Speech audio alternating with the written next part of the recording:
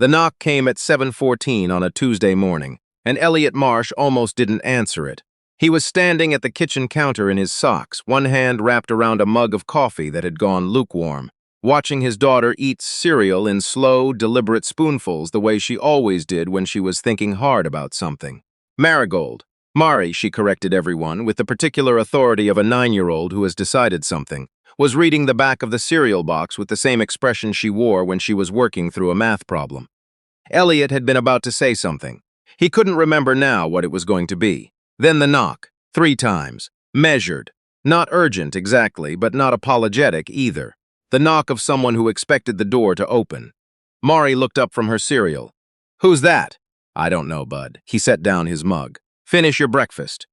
He crossed the small front hallway of the house his mother had left him, the house he'd spent 4 years making livable again, after the pipes burst the winter after she died, and looked through the side window before he touched the handle. The woman standing on his porch was not anyone he recognized. She was wearing a gray wool coat, the kind that costs more than a month of Elliot's grocery budget, and she was holding a manila envelope with both hands in front of her. Very straight, very still, the way people stand when they are trying not to look nervous and are not entirely succeeding. Dark hair pulled back. Maybe 40, maybe a few years older. The kind of face that had learned to give nothing away. Elliot opened the door. The woman looked at him. Something moved across her expression, quick like a cloud shadow over water, and then it was gone. "Elliot Marsh," she said. It wasn't a question. "Yeah, my name is Claudine Renaud." She held the envelope a little higher, not offering it yet, just making sure he saw it. "I'm here about a debt." He did not let her in immediately. That felt important to say. He stood in the doorway for a long moment, cold October air coming in around her, and he looked at the envelope and then at her face and tried to work out what kind of morning he was about to have. The thing was, Elliot didn't have debts. Not the kind that sent women in expensive wool coats to your door before 8 in the morning. He had a mortgage, yes. He had a truck payment that was almost done. He had a Visa card he paid off monthly because his mother had told him once that credit card interest was the tax you paid for not paying attention. And he had believed her and still did. "What kind of debt?" he said. Claudine Renaud looked past him briefly into the house. He watched her take in the hallway, the coat hooks with the small purple parka hanging beside his own jacket, the drawings tacked to the wall beside the door, the cereal bowl sound effects drifting in from the kitchen. And something in her shoulders changed. A small shift. Not softening, exactly. More like recalibration. "The kind," she said, "that wasn't yours to begin with." He stepped back and let her in. He gave her the good chair in the living room, the one that didn't have a spring working loose in the left side cushion. And he went to the kitchen doorway and told Mari to head upstairs and get dressed for school. "Who is she?" Mari asked without lowering her voice. "A person I'm talking to." "Go on. Is she from the government?" "No." "She looks like someone from the government." Mari. His daughter gave the living room one long, evaluating look, the look that reminded Elliot so much of her mother that it still hit him in the sternum times like a hand pressed flat against his chest. And then she picked up her bowl and carried it to the sink and went upstairs with her feet making a point on every step.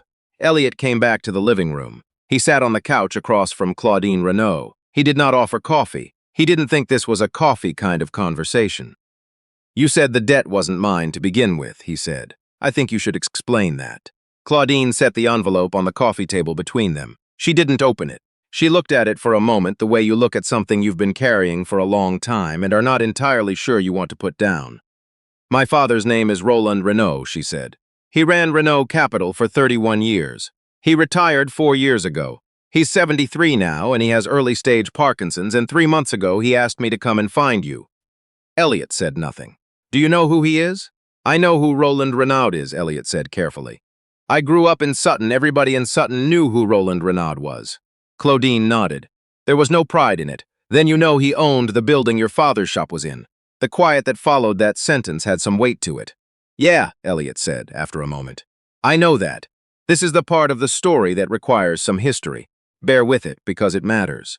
Elliot's father, Bernard Marsh, had run a small appliance repair shop in Sutton, Quebec for 22 years. Not glamorous work. Not the kind of thing that makes anyone rich.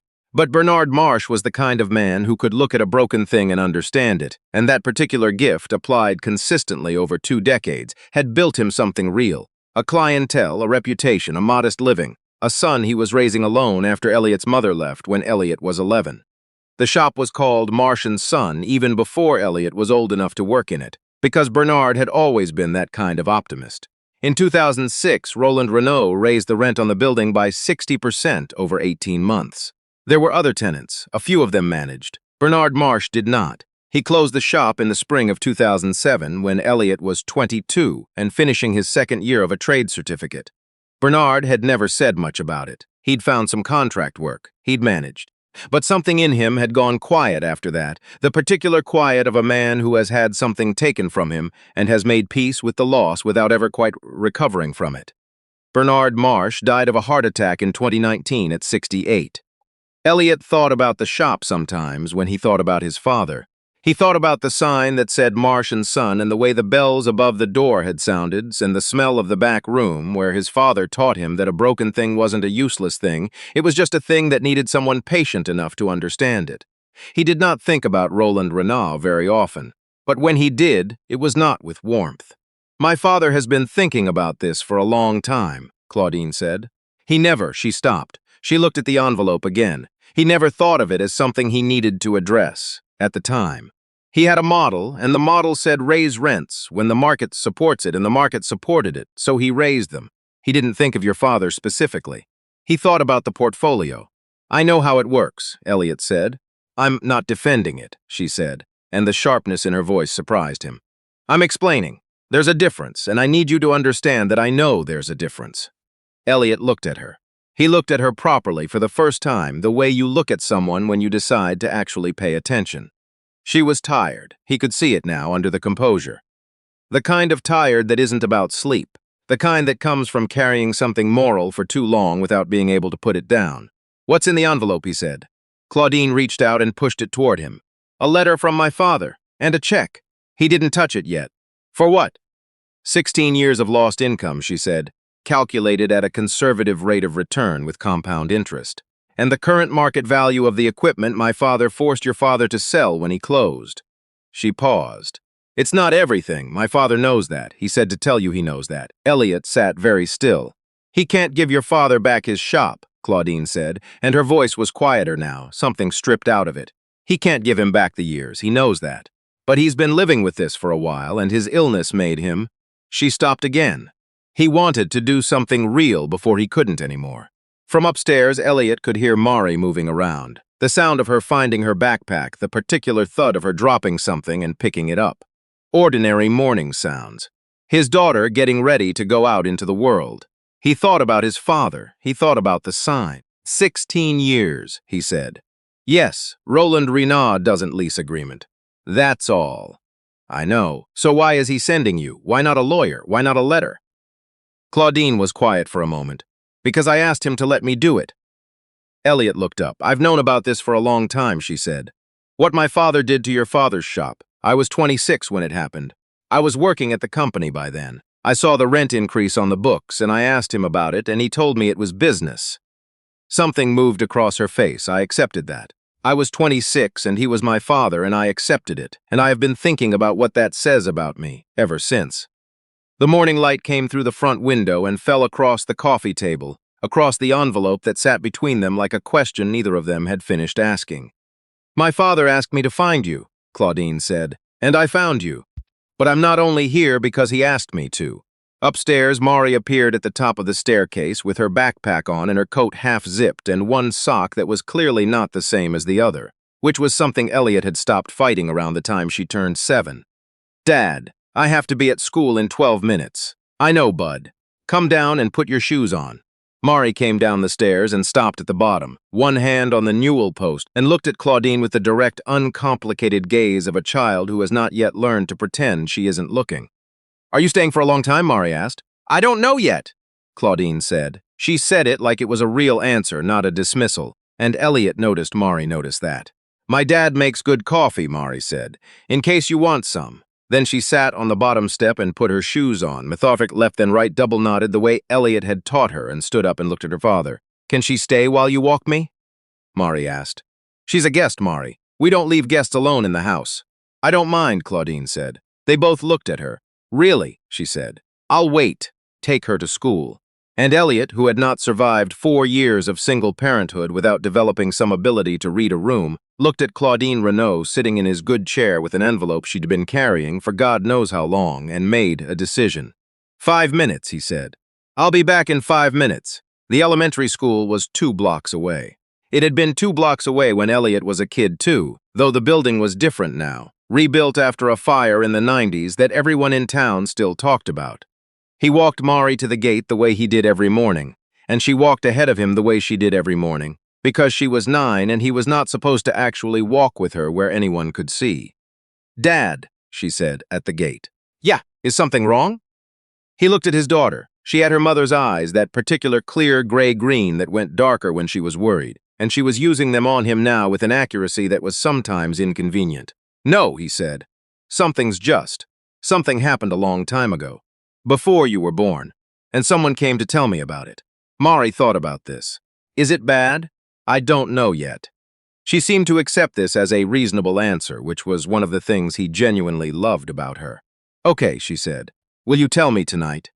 "Yeah," he said. "I'll tell you tonight." She walked through the gate without looking back because she was 9 and that was the rule, and Elliot stood there for a moment watching her go before he turned and walked back home. Claudine was still in the... She had not moved the envelope. She had not touched anything. She was looking out the front window at the street, and when Elliot came in, she turned and looked at him, and something in her expression was different than it had been before. Not softer, exactly, but more human, the way a face gets when the performance has stopped being necessary. He went to the kitchen and made 2 cups of coffee, because Mari had mentioned it, and Mari had a point. He brought them back and set one on the table in front of Claudine and kept one for himself and sat down. "Your daughter," Claudine said. "Mari," he said, short for Marigold. "She decided Mari when she was 6. I don't argue with her about things she's decided." The corner of Claudine's mouth moved, something adjacent. "Her mother?" she asked, and then, immediately, "Sorry, that's not my business. It's fine. She died. When Mari was 4. He said it the way he always said it and it used to carry, not because it hurt less, but because he'd learned that drowning in it helped nobody. Least of all Mari. Cancer. It was fast." Claudine was quiet. Single father. "Just the 2 of us." He paused. "She's the thing I got right." They talked for a long time. This was not, it should be said, what either of them had expected. Claudine had come with an envelope and an obligation, and presumably a plan to deliver both and leave. Elliot had opened the door expecting, he didn't know, something transactional. Something that would require a phone call to someone. Not this. But the coffee stayed warm and the morning moved slowly around them, and somewhere in the middle of the 2nd hour, Elliot picked up the envelope. He opened the letter first. Roland Renaud's handwriting was shaky now, the Parkinson's visible in every line, but the words were deliberate. He did not offer excuses. He offered instead an accounting, not just of what he'd done to Bernard Marsh's shop, but of the way he'd thought about it, the logic he'd used, the precise nature of the blindness he'd chosen. It was the kind of letter that a man writes when he knows his time for self-deception is running out. "I told myself that what happened to your father was the market," Roland had written near the end. "I was wrong. The market is not a natural disaster. It is a series of choices made by people. I made choices. Your father paid for them. I am sorry for that. I know that sorry is not enough. I am not offering it as enough. I am offering it because I have nothing else left to offer, and I am tired of keeping it." Elliot read it twice. He set it down on the coffee table and looked at it. "My father never talked about it," he said. "After the shop closed, he just moved on. Or he acted like he moved on. I don't know if there's a difference. My father talked about it too," Claudine said quietly. "To himself, I think. I would catch him sometimes, just sitting, after he retired. I think he was doing the accounting, and he sent you to deliver it. He wanted to come himself. He can't travel easily anymore, and..." She stopped, picked up her coffee cup, set it back down. "And I don't think he trusted himself to say it right. He's better on paper." Elliot thought about his father. He thought about the way Bernard Marsh had been in the last years, quieter than he used to be, more careful with things. He'd started refinishing furniture. He'd gotten very good at it. Elliot still had a side table that Bernard had found at a thrift store and brought back to something beautiful, the way he always could. He would have appreciated this, Elliot said. My dad. He would have wanted to know that someone noticed. Claudine was quiet for a moment. Then she said, "Did you know him well?" "You're pretty well," Elliot said. "He raised me alone from when I was 11. You learn a lot about someone when there are only 2 of you." He paused. "He was a good man. He was better with broken things than with people sometimes. But he was a good man. I think my father knew that. I think that was part of what made it harder as time went on. Claudine set down her coffee. It's easier to do things like this to people you've never made real to yourself. The checks was for more money than Elliot had ever seen made out to his name. He sat with it in his hands for a long moment, the paper between his fingers, and felt a complicated series of things that he didn't have immediate language for. Gratitude wasn't quite right. Relief wasn't quite right. Vindication came close but felt hollow because the person it was meant to vindicate was gone. I don't know how to feel about this, he said. That's fair, Claudine said. My father can't use it. No, and it doesn't fix anything that was broken. He looked at the check. He could have been doing what he loved for another 16 years. That's gone. Yes, Claudine said. I know. So what is this for? She was quiet for long enough that he thought she wasn't going to answer. Then she said, My father wants it to go to something that matters to you. He said that. He said don't let him spend it on a truck. Something moved across her face. He found out about Marzy's mother. He found out you've been doing this alone for 5 years, he said. She stopped. He said your father built something for you, and then someone took his ability to keep building, and the least Roland could do was try to give some of that back. Elliot looked at the check. He thought about Mari's school and the after-school program he'd had to pull her from last spring, because the fees went up and his renovation contract fell through for a month. He thought about the community center 3 blocks away that was trying to start a youth trades program and couldn't get the equipment funding. He thought about his father's hands, teaching him how to read a circuit, how to find the place where the current stopped. He thought about a sign that said Marsh and Son and the bells above a door.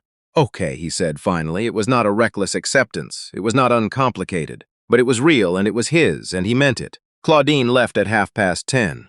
She stood at the door, putting on her coat, the expensive gray coat, which looked slightly less intimidating now than it had at 7:14, though Elliot couldn't have said exactly why, and she picked up her bag and she looked around the front hallway, the coat hooks and the drawings and the ordinary evidence of a life being lived.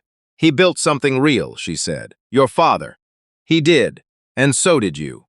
She looked at him. I just wanted you to know that I didn't only come because he asked me to. I came because I've known about this for almost 20 years and I needed to look you in the face. Elliot didn't say anything for a moment. Then he said, Did it help? Claudine thought about this. She seemed to be actually thinking about it, not performing consideration, but actually doing it. I don't know yet, she said. Ask me later. He opened the door for her. The October air came in, at the edge of his property that was smelling like the maple tree at the edge of its leaves. There's a farmer's market on Saturday, he said. Down at the waterfront. Mari and I go every week. They have a guy who does crepes that are genuinely the best thing in this town. He stopped. He was not, and this was new information to him in real time, a man who said things like this easily. If you're still in town. Claudine Renaud stood on his porch and looked at him. Something moved across her face, not the cloud shadow this time. Something slower. Something that had some warmth to it. I have meetings in Montreal on Friday, she said. I was going to drive back Saturday morning. Sutton is on the way. It's about 40 minutes out of the way. The crepes are worth 40 minutes. She looked at him for another moment. Then, for the first time since she had knocked on his door at 7:14 on a Tuesday morning, Claudine Renaud smiled. Saturday, she said. What time? That evening, Elliot sat at the kitchen table while Mari ate her pasta, and he told her in the simplified but honest way he tried to tell her most things, that a long time ago something unfair had happened to Grandpa Bernard, and that someone had come today to acknowledge that and to try to make some of it right. Does that make it better? Mari asked. Not completely, Elliot said, but something. She thought about this with the seriousness she applied to most things. Is that lady going to come back? Her pasta. I liked her. Mari heddled something. She answered my question like a real answer. She did, Elliot agreed. Grandpa Bernard would have liked her too, Mari said, with the simple, devastating authority of a 9-year-old who had decided something. He liked people who meant what they said. Later, after Mari was in bed and the house was quiet, Elliot sat in the good chair, the one Claudine had sat in, and looked at the envelope on the coffee table.